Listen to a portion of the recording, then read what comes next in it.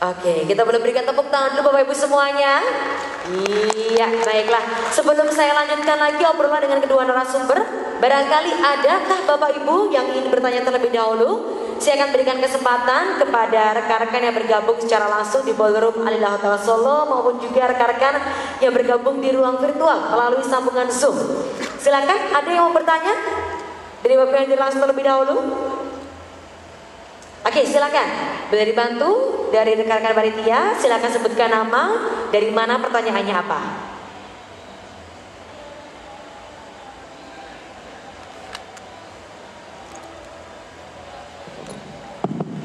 Baik, cek.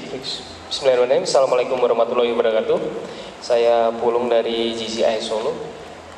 Jadi saya ada dua pertanyaan, yang satu untuk Pak Bambang, yang satu untuk Mbak Yayu. Yang pertama untuk Pak Bambang, kita dalam skala UMKM, kalau di dalam dunia marketing itu ibarat seperti Instagram, Facebook, itu kan ada 3. UMKM kita ibarat kita punya akun itu adalah mau digunakan untuk lebih ke branding, atau lebih ke marketing, atau lebih ke selling. Terkadang kita ketika memilih untuk selling, branding dan marketing keteteran. Tapi ketika kita memilih untuk branding, selling tidak berjalan. Nah, bagaimana kita bisa tetap mempertahankan branding ini tetap ada, tetapi selling juga harus berjalan, Bapak. Karena ketika suatu usaha itu tidak menghasilkan sebuah keuntungan, sama saja bohong kan, begitu Pak. Itu saja kalau dari saya. Terus yang kedua untuk Mbak Yayu adalah bagaimana proses untuk kita menemukan hal-hal yang ibaratnya sepele ada di sekitar kita, dan juga bagaimana proses apa saja yang kita lalui untuk sebuah konten itu dirasa layak untuk diterbitkan. Terima kasih. Baik, terima kasih Mas Pulung. Kita boleh berikan tepuk tangan dari sekalian. Berkenan untuk jawab langsung atau kita berikan kesempatan terlebih dahulu? Langsung Bapak. Oke, baiklah. Kalau begitu kami berikan kesempatan terlebih dahulu, Pak Bambang atau Mbak Yayu terlebih dahulu. Iya, silakan Pak Bambang. Tadi pertanyaannya terkait dengan UMKM di dunia marketing ya Pak ya, bagaimana branding, marketing, selling bisa tetap berjalan seirama. Silakan Pak Bambang.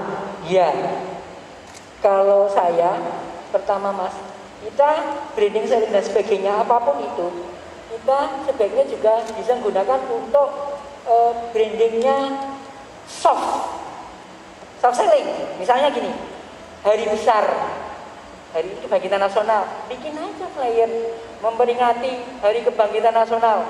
Kukuhkan semangat kita untuk berjuang atau untuk apa. Nah, dengan misalnya Anda menampilkan ikoniknya, oh jelas Jajan Solo beliau ini udah, saya lihat ini wong iki ngomong itu koyone ini ada sensornya itu loh, di sana kayak ada fronternya ini, fronternya. Ya, ketika Anda bisa seperti itu, Anda bisa alihkan Mas. Oh ini ternyata soft selling. Orang kan nggak ngerasa, tuh ternyata hari ini hari kebangkitan nasional. Mei itu ada apa lagi misalnya?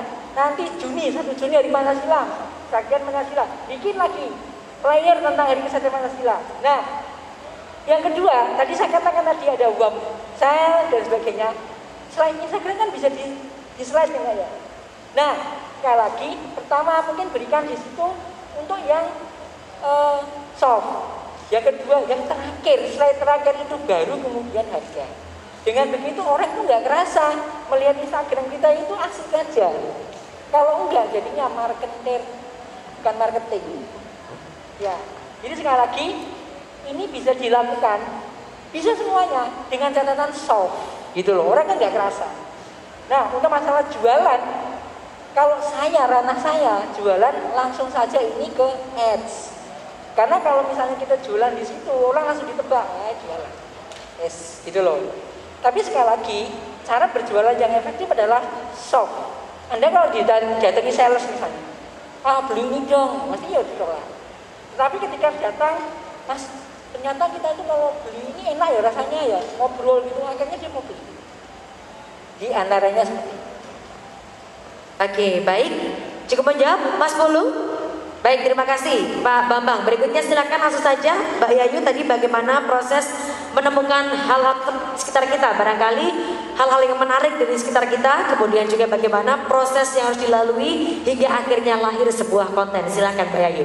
Oke, terima kasih. Tapi sebelum saya menjawab pertanyaan untuk saya bisa juga menambahkan jawaban untuk Mas siapa namanya? Mas Pulung. Mas Pulung. Ya, Mas, saya pernah pegang sebuah akun di mana akun ini menuntut apa yang jenengan kehendaki, selling dan branding, ya kan, berjalan seiringan. Saya kontrak 3 bulan pegang akun itu.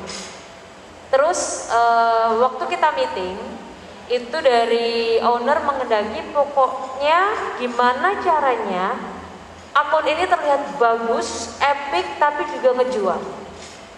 Mohon maaf Pak, gak bisa. Kita harus punya skema. Jadi kita pakai bulan pertama dulu. Kita pakai 2 periode per 2 minggu. 2 minggu awal kita branding dulu. Di mana-mana sebelum jualan kita harus branding dulu, apapun itu. Mau nggak mau. Kalau contohnya aja, kalau misalnya ada akun yang postingan pertama langsung jualan, orang nggak akan aware, nggak akan respect.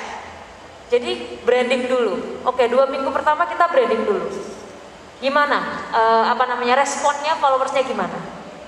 Bagus nggak? Udah mulai ada menggeliat-geliat gitu nggak aktivitas akunnya? Oke, kalau sudah, mari kita mulai ke selling.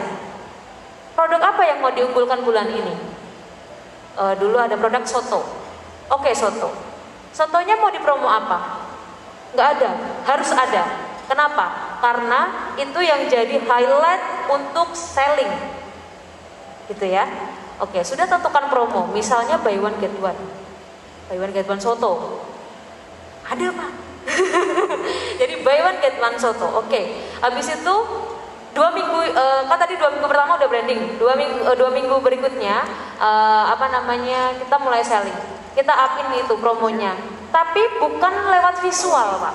Kita pakai copywriting.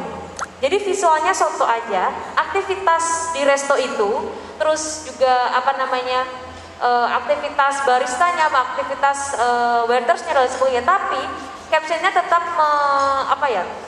mengupkan tentang buy one get one itu tadi.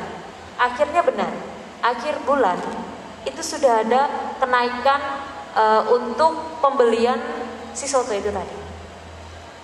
Nah, ini salah satu contoh kecil aja. Jadi maksudnya untuk branding dan selling itu memang harus perlahan. Nggak bisa satu langkah itu langsung 2 tujuan. Susah Pak. Karena kita sebagai konten kreator juga itu kayak kita mempertimbangkan visual dan juga impact dari visual itu. Jadi lebih baik saya bilang branding dulu baru selling. Di bulan kedua kita ulangin skema yang sama. Jadi 1 bulan itu jenengan sudah bisa branding dan selling. Selling itu bisa selling itu juga bisa bukan hanya buy one get one, bisa juga giveaway. Karena kita bisa membuat orang datang ke kita karena hadiahnya harus dine in, misalnya seperti itu. Kalau dine in kita ambil 1 pemenang, nggak mungkin dong dia sendirian. Setidaknya dia pakai ngajak 2 atau 3 orang, ya kan?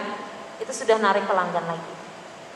Itu contoh dari saya aja sih ya, sebagai yang pernah dituntut untuk seperti itu gitu maksudnya.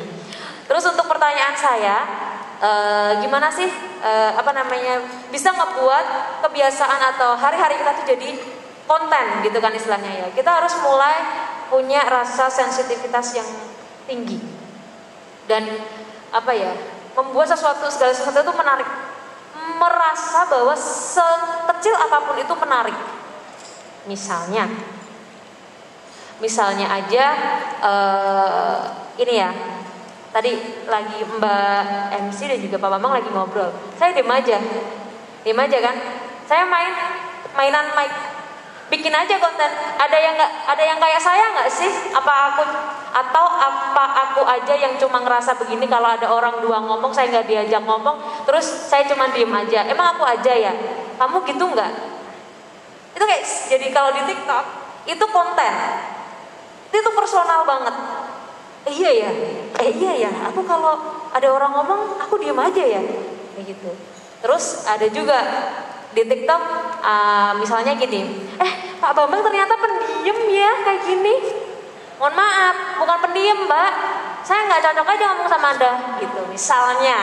Misalnya seperti itu. Jadi kayak hal-hal yang sifatnya personal itu sekarang ya lagi hype, lagi banyak banget dibikin sama konten kreator baik di Instagram, Facebook ataupun di TikTok. Tapi lebih banyak di TikTok sih lebih tepatnya.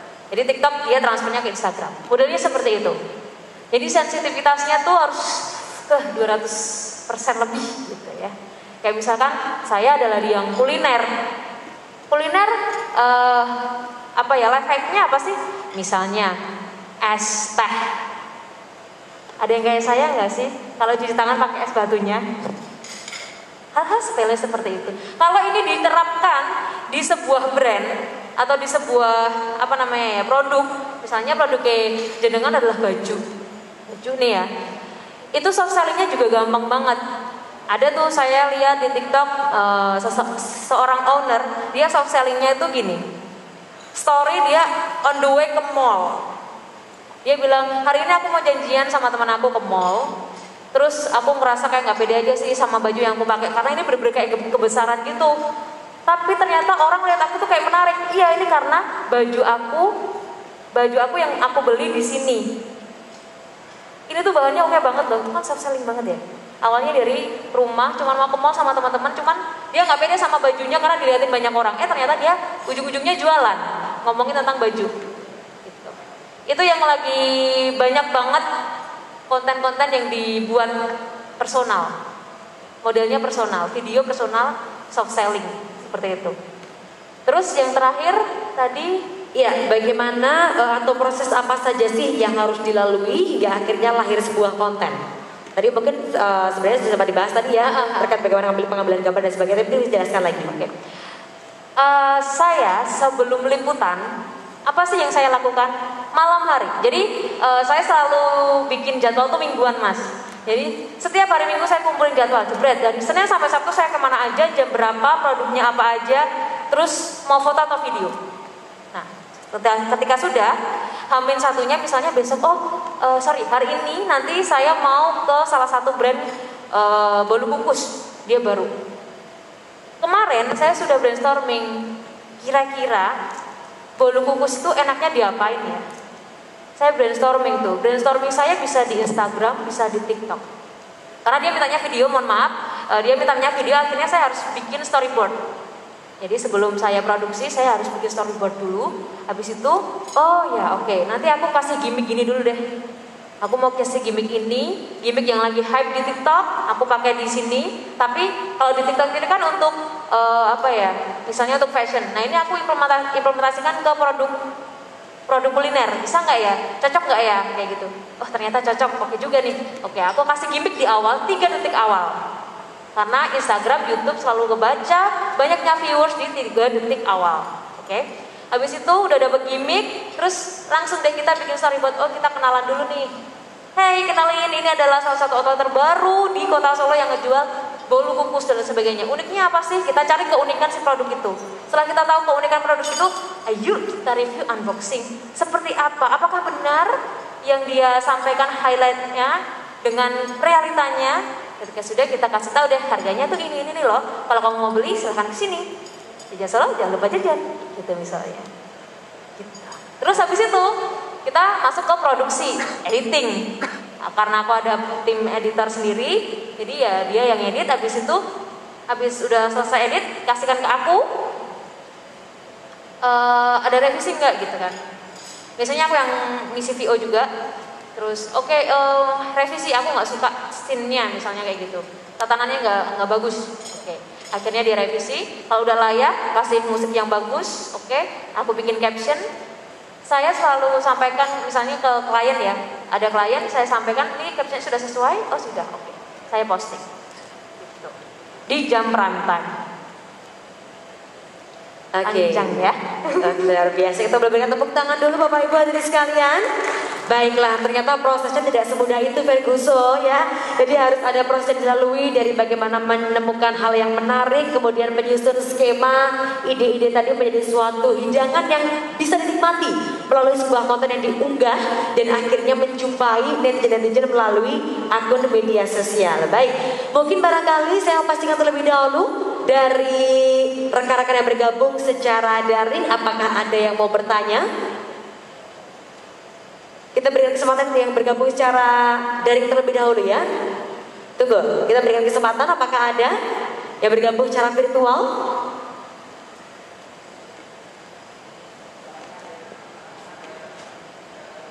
Jika ada silakan raise hand.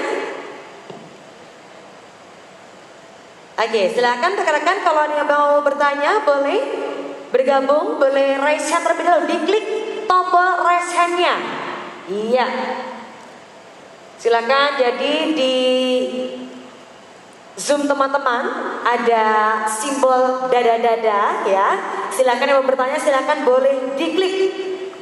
Iya. Ada? Adakah? Oke, kita berikan kesempatan lebih dahulu. Boleh kita berikan satu kesempatan lagi untuk penanya di sini? Satu lagi boleh? Ya, satu lagi boleh? Oke, silakan. Sudah dibantu mikrofonnya? Iya. Dengan Mbak siapa? Dari mana? Pertanyaannya apa? Ya, selamat siang. Perkenalkan nama saya Rizka dari Solo Bersimfoni. Di sini terima kasih Solo Bersimfoni udah dapat diundang untuk Indonesia Makin Cakep Digital. Nah, ada pertanyaan untuk Mbak Yayu mungkin ya. Nah, di sini saya sempat kepoin ini Instagramnya dari Jajan Solo, yang mana saya baca-baca tentang captionnya sangat menarik dan ada engagementnya terhadap netizen. Nah, di sini saya pengen nanya, karena Solo Bersimfoni sendiri itu adalah NGO yang mana kita juga memproduksi konten melalui Instagram, YouTube dan Twitter. Gimana sih tips triknya untuk membuat caption biar ada engagementnya gitu loh. Karena kan kita tahu sendiri di media sosial interaksinya adalah content creator sama netizen gitu. Sedangkan saat kami dulu belajar dari Facebook Indonesia, harus ada pembedaan antara Instagram, caption Instagram, Twitter, Facebook, bahkan YouTube gitu. Nah, karena memang ada jumlah pembatasan karakter atau segmennya tadi yang udah dijelaskan berbeda. Mungkin Mbak Yayu bisa ngasih sedikit saran nggak untuk kami dari Solo Bersimfoni? Terima kasih. Oke, terima kasih. Dari Solo Bersimfoni dengan Mbak siapa tadi? Rizka. Oke. Mau dijawab langsung Mbak Yayu? Boleh. Oke, silakan. Terima kasih ya, pertanyaannya luar biasa, sangat berbobot. Dan sampai sekarang pun saya juga masih tetap mesti belajar. Jadi gini, untuk membuat caption itu sebenarnya saya sesuaikan dengan kontennya dulu deh. Nah, yang paling susah banget itu bikin itu adalah clickbait.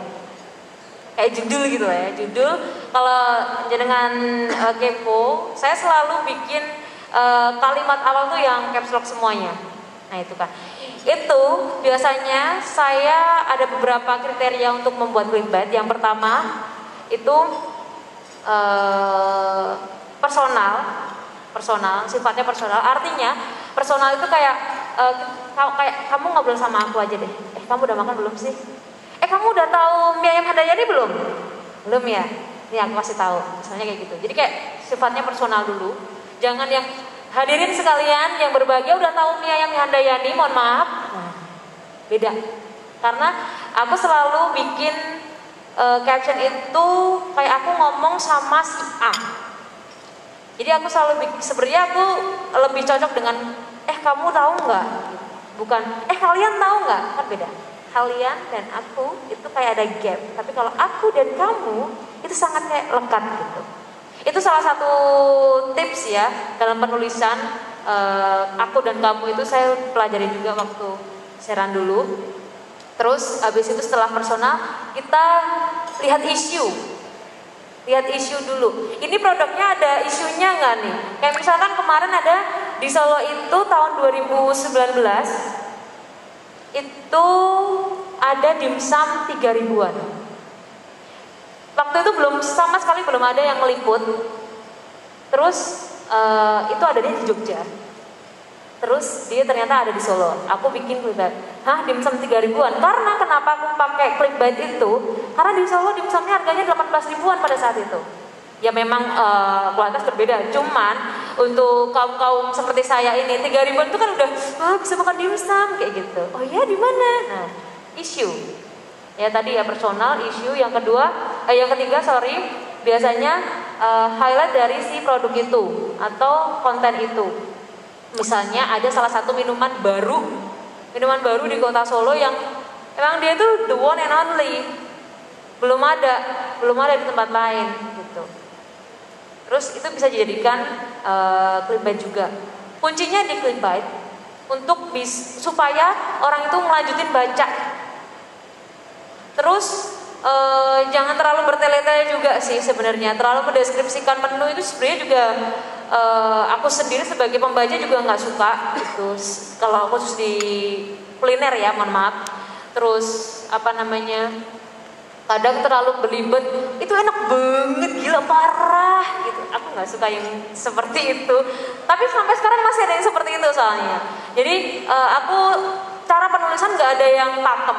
Aku selalu ngikutin maunya viewers, maunya followers, dan aku sesuaiin juga dengan value-nya aku, gitu. Dan untuk membuat kadang karena setiap hari posting ya, jadi aku tuh kayak bosen dengan kata-kataku sendiri gitu.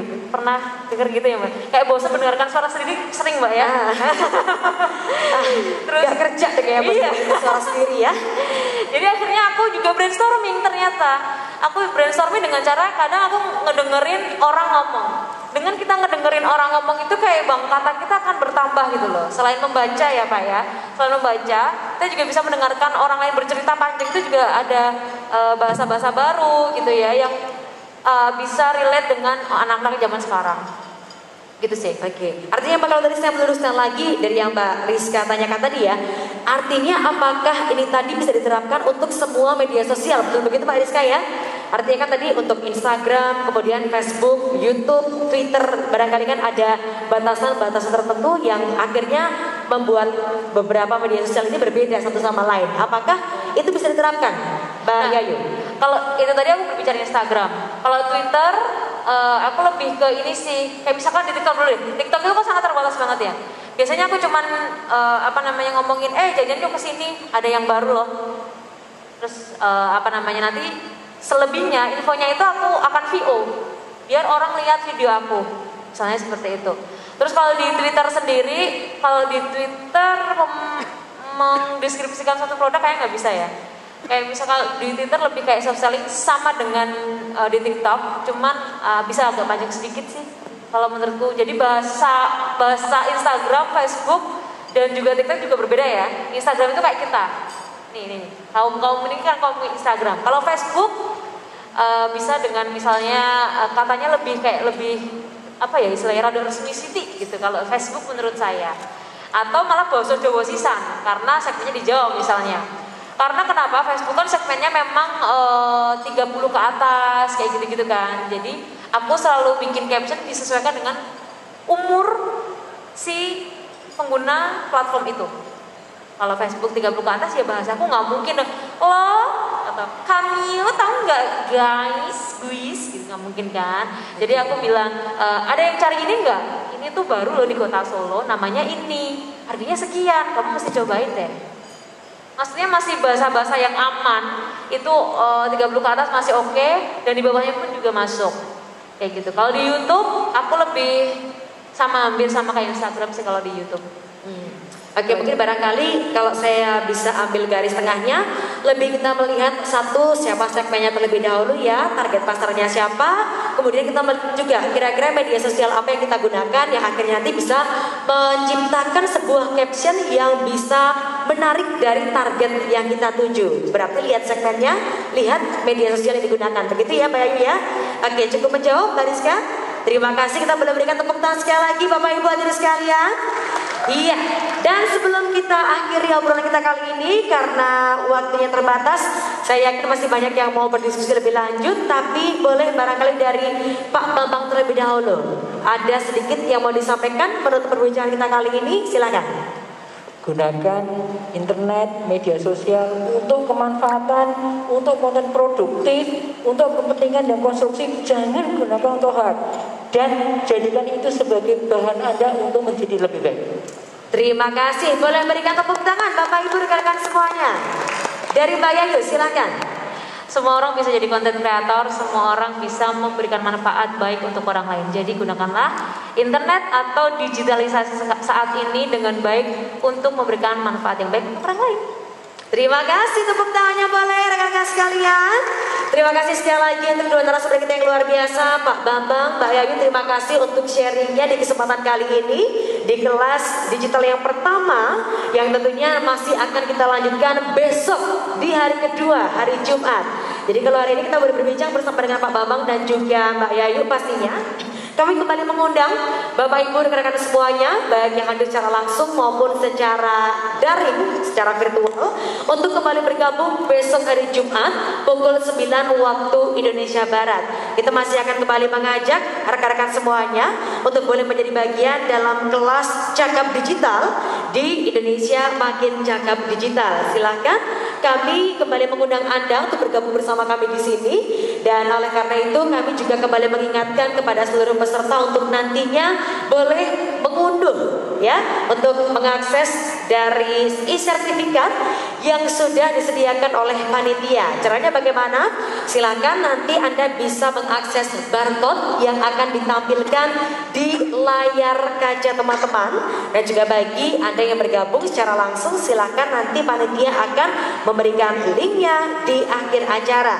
Silakan Anda bisa mengakses melalui barcode maupun melalui link di s.id/survei Solo 2005. Surveinya menggunakan i ya, s.id s.id/survei Solo 2005. Silakan Anda bisa mengunduh e-sertifikat melalui link maupun barcode tersebut. Dan jangan lupa untuk boleh kembali bergabung besok pukul 9 waktu Indonesia Barat. Terima kasih sekali lagi untuk kebersamaan kita kali ini. Dan untuk Bapak Ibu rekan-rekan yang masih tetap semangat bertahan sampai dengan sore hari ini, sekali lagi boleh kita berikan tepuk tangan yang paling meriah. Iya, kita boleh serukan sekali lagi. Jaga semangat kita. Saya netizen asik Indonesia. Boleh kita satukan semangat kita. 3, 2, 1. Saya netizen asik Indonesia. Sekali lagi boleh. Saya netizen asik Indonesia. Tepuk tangan untuk kita semuanya. Baik, terima kasih sekali lagi hadirin untuk kebersamaan kita kali ini. Terima kasih para narasumber. Dan juga sekali lagi pastinya siapapun bisa menjadi konten kreator. Dan kita pastinya bisa menjadi bagian dalam upaya pengoptimalan dan pemanfaatan dari internet maupun juga teknologi informasi digitalisasi. Jangan lupa kembali bergabung besok. Dan tentunya mari kita menjadi netizen yang cakap. Terima kasih. Saya Fana Bella Arif pamit undur diri. Wassalamualaikum warahmatullahi wabarakatuh.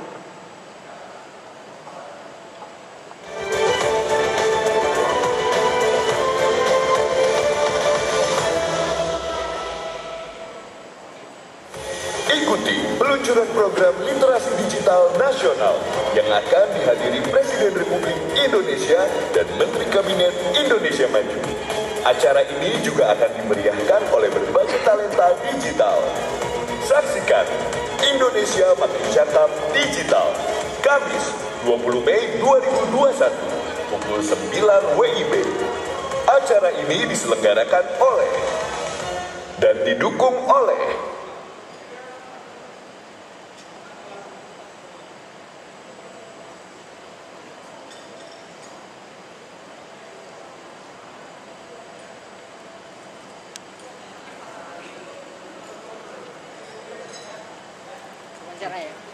wawancara ya.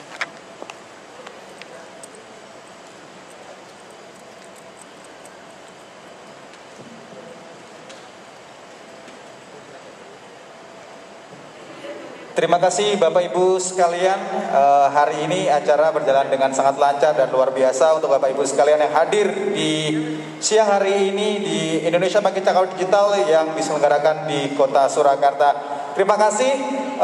Saat ini di meja Bapak Ibu sudah ada kudapan yang bisa disantap. Mohon silakan dinikmati. Apabila ada waktu sebentar untuk di sini kami persilakan. Namun apabila ada kesibukan, saya ucapkan terima kasih untuk kehadirannya. Terima kasih semuanya. Assalamualaikum warahmatullahi wabarakatuh.